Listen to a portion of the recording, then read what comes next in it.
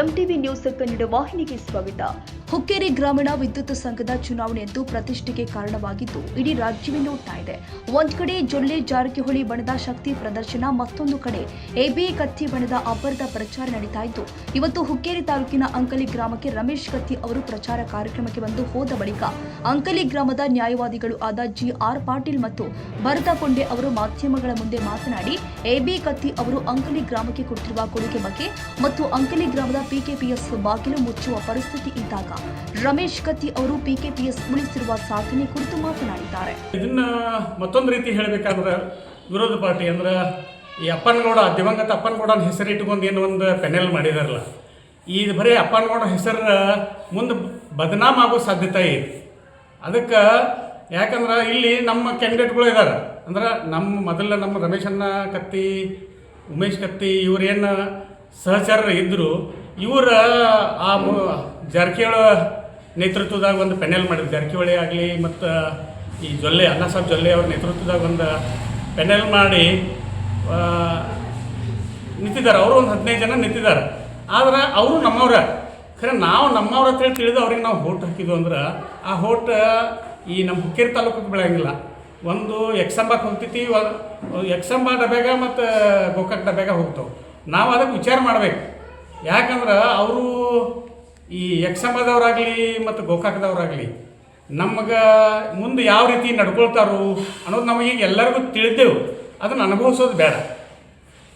ಯಾಕಂದ್ರೆ ಈ ಗೋಕಾಕದ ಏನು ಮುಖಂಡರು ಇದಾರಲ್ಲ, ಆ ಗೋಕಾಕದ ಮುಖಂಡರ ಅಲ್ಲಿ ಜನರಿಗೆ ಏನೇನು ತೊಂದರೆ ಆಗ್ತಿದ್ದವು ಅಥವಾ ಅಲ್ಲಿ ಅಭಿವೃದ್ಧಿ ಕೆಲಸಗಳು ಏನಿದಾವು ಅಥವಾ ಜನರದ ತೊಂದರೆಗಳು ಏನಿದಾವು ಅವನ್ನೆಲ್ಲ ನಾವು ತಿಳ್ಕೊಂಡೆವು. ಮಂದಿ ಆ ಕಡೆಯಿಂದ ಕೇಳ್ಕೊಂಡೆವು.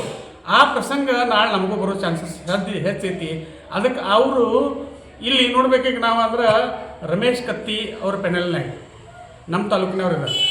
ಆದರೆ ರಮೇಶ್ ಕತ್ತಿನ ವಿರುದ್ಧ ಮಾಡೋದಕ್ಕೆ 3 ದಿಕ್ಕುಗಳು ಕೊಡಿದ, ಒಂದು ಪೂರ್ವ, ಒಂದು ಪಶ್ಚಿಮ, ಒಂದು ದಕ್ಷಿಣ. ದಕ್ಷಿಣಕ್ಕೆ ಏನಿದಾರಲ್ಲ ಅವರು ಪ್ರಭಾವಿ ಮಂತ್ರಿಗಳಿದಾರ, ರಾಜ್ಯದ ಪ್ರಭಾವಿ ಮಂತ್ರಿಗಳಿದಾರು. ಅಂಥ ಪ್ರಭಾವಿ ಮಂತ್ರಿಗಳ ಒಂದು ಇಂಥ ಸಣ್ಣ ತಾಲೂಕದ ಒಂದು ಇಲೆಕ್ಷನ್ಗೆ ಬರೋದು ಎಷ್ಟು ಸಮಂಜಸ ಅಂತೇಳಿ ನಮಗೂ ಅನ್ಸಾಕತೈತಿ. ಯಾಕಂದ್ರೆ ನಮ್ಮ ತಾಲೂಕಿನಾಗ ಬಂದ ನಮ್ಮನ್ನು ಆಡಳಿತ ಮಾಡಿ ನಮ್ಮ ಮೇಲೆ ದಬ್ಬಾಳಿಕೆ ನಡೆಸೋ ಸಾಧ್ಯತೆ ಹೆಚ್ಚೈತಿ. ಅದಕ್ಕೆ ನಾ ದಯವಿಟ್ಟು ಎಲ್ಲ ನಮ್ಮ ಹುಕ್ಕೇರಿ ತಾಲೂಕದ ಪ್ರತಿ ಪ್ರಜೆಗೂ ಕೇಳೋದಂದ್ರೆ ಇಷ್ಟ, ನಮ್ಮದೇನು ಸ್ವಾಭಿಮಾನ ಪೆನೆಲ್ ಐತ್ಲ, ಇದಕ್ಕೆ ಎಲ್ಲರೂ 15ಕ್ಕೆ 15 ವೋಟ್ ಹಾಕಿ ಅವ್ರನ್ನ ಪ್ರಚಂಡ ಬಹುಮತದಿಂದ 28 ತಾರೀಕಿಗೆ ಆರಿಸ್ತಾರನು ಅಂತ ಹೇಳಿ ಒಂದೆರಡು ಮಾತು. ಪ್ರಯುಕ್ತ ಚುನಾವಣೆ ಪ್ರಯುಕ್ತ ಪ್ರಚಾರಕ್ಕಾಗಿ ರಮೇಶಣ್ಣ ಕತ್ತಿ ಹೊರತು ನಮ್ಮ ಊರಿಗೆ ಆಗಮಿಸಿದರು. ಆ ಪ್ರಚಾರ ಮುಗಿಸ್ಕೊಂಡು ಮುಂದಿನ ಪ್ರಚಾರಕ್ಕೆ ತೆರಳಿದ್ದಾರೆ. ನಾವು ಈಗ ನಮ್ಮ ಪೆನಾಲ್ ಬಗ್ಗೆ ಹೇಳಬೇಕಾದ್ರೆ ನಮ್ಮ ಪೆನಾಲ್ 15 ಅಭ್ಯರ್ಥಿ ಎಲ್ಲ ಒಳ್ಳೆಯ ಅಭ್ಯರ್ಥಿ ಇದ್ದಾರೆ. ಅದಕ್ಕೆ ಅವ್ರಿಗೆ ಹೆಚ್ಚಿನ ಮತಗಳನ್ನು ಕೊಟ್ಟು ಎಲ್ಲಕ್ಕಿಂತ ಜಾಸ್ತಿ ಮತಗಳನ್ನು ಕೊಟ್ಟು ಪ್ರಚಂಡ ಬಹುಮತದಿಂದ ಆರಿಸ್ತಿರ್ಬೇಕಂತ ಹೇಳ್ತೇನೆ. ಮತ್ತೊಂದು ರಮೇಶ್ ಕತ್ತಿ ಅವ್ರ ಬಗ್ಗೆ ಒಂದು ವಿಷಯ ಹೇಳಬೇಕಂತ ನನಗೆ ಭಾಳ ಆಸೆ ಇತ್ತು. ಯಾಕಂದ್ರೆ ನಮ್ಮದು ಮೊನ್ನೆ ಒಂದು PKPS ಒಂದು ಸ್ವಲ್ಪ ಬೇರೆಯವ್ರ ಜಾರಕಿಹೊಳಿ ಇದಕ್ಕೆ ಹೋಯ್ತು, ತೆಕ್ಕೆಗೆ ಹೋಯ್ತು. ನಮ್ಮದು PKPS ಸೆಕ್ರೆಟ್ರಿ ನಮ್ಮ ಫಸ್ಟ್ ಅಂಕ್ಲಾಗಿದ್ದರು. ಫಸ್ಟ್ ಒಂದು ಸಲ 66 ಲಕ್ಷ ರೂಪಾಯಿದ ಅಪರಾಧಪರಾಗಿತ್ತು. ಅವರು ಒಂದು ದೊಡ್ಡ ಪುನಾದಾಗ ಫ್ಯಾಕ್ಟ್ರಿಯಾಗ ಒಬ್ಬರ ಕಡೆ ಕೆಲಸ ಮಾಡ್ತಿದ್ರು. ಅವರು ಆ ಫ್ಯಾಕ್ಟ್ರಿ ಮಾಲಕರು, ಅಲ್ಲಿ ಪುನಾದಾಗಿದ್ದ ಫ್ಯಾಕ್ಟ್ರಿ ಮಾಲಕರು ಅಲ್ಲಿ ನಿತಿನ್ ಗಡ್ಕರಿ ಅವರಿಗೆ ಒಂದು ಸ್ವಲ್ಪ ಭಾಳ ಖಾಸ್ ಇದ್ದರಂತ.